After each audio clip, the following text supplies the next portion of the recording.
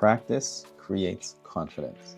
This is a thought that I've been thinking about over the last little while to understand how I can feel more comfortable as I'm existing in this space and moving forward in the journey of Haizhen. My name is John. I'm the Haizhen resident and a personal transformation facilitator. And welcome to this time to spend with me to reflect on some of these thoughts. The idea that practice creates confidence is the idea that the more that you do something, the easier that it gets. It sounds simple, right? So then how do you get comfortable doing something that you're not comfortable doing? Remember that it's not going to necessarily feel easy. Common that you'll make something that doesn't turn out the best. And that's absolutely okay because it's part of the process. To do things more and more, it's important to recognize where the feeling of confidence comes from. And of course, the idea of confidence, it's something that lives inside you. It's not something that's outside that can be given to you. When you have confidence, you simply are confident. It just comes up from inside. So as you're doing new things, as you're practicing, learning, and doing the things that you haven't done before, rather than associating yourself into a state where you're feeling like you have to prove yourself, think about what it feels like to be confident in yourself as you're doing it, and feel that confidence as you're doing it. If it's helpful, think about doing things badly with confidence.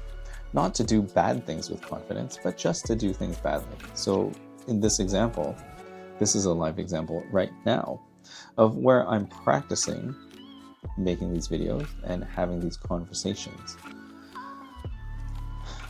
And one of the things that I would like to practice more of is considering the delivery of my thoughts and doing it in a way that comes across as more confident, which I guess in some ways would be measured by the number of filler words that I'm using or the number of kind of extraneous words that don't need to be said.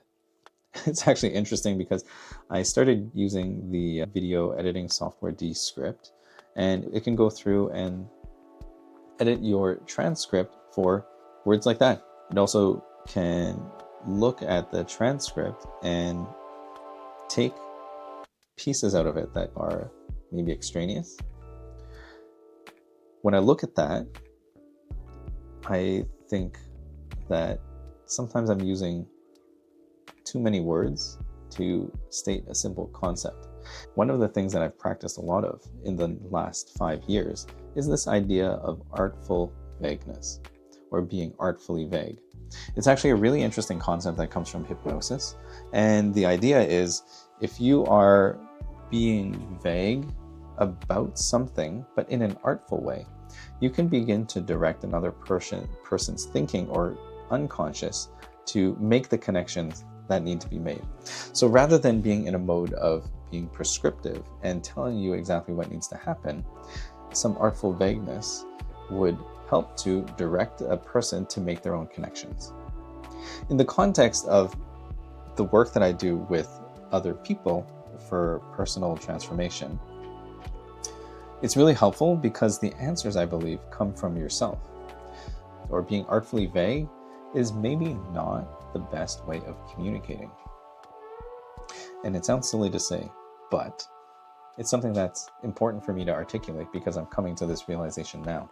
And that's part of the struggle because it's pretty easy to go ahead and just talk and be vague and allow you to make the connections.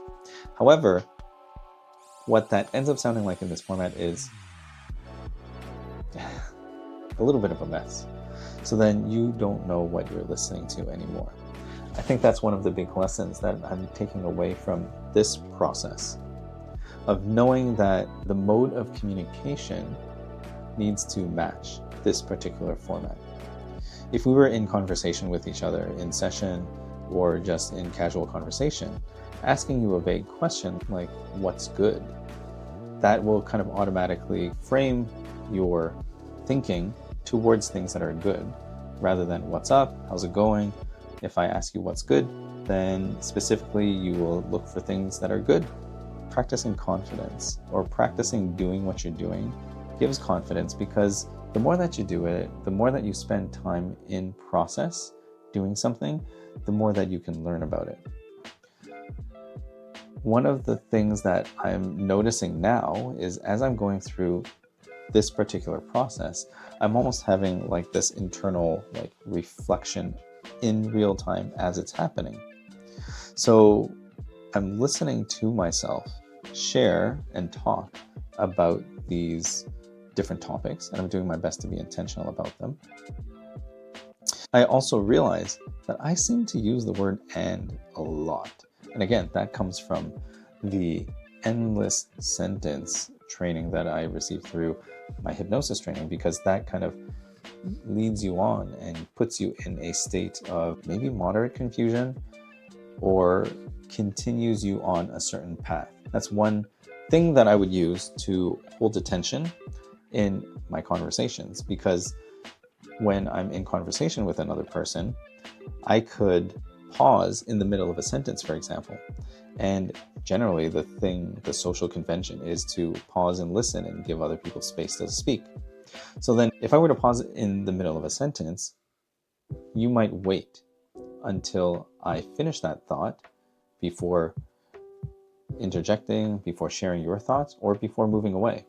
However, again, in this format, if I were to pause for too long, you would probably stop the video.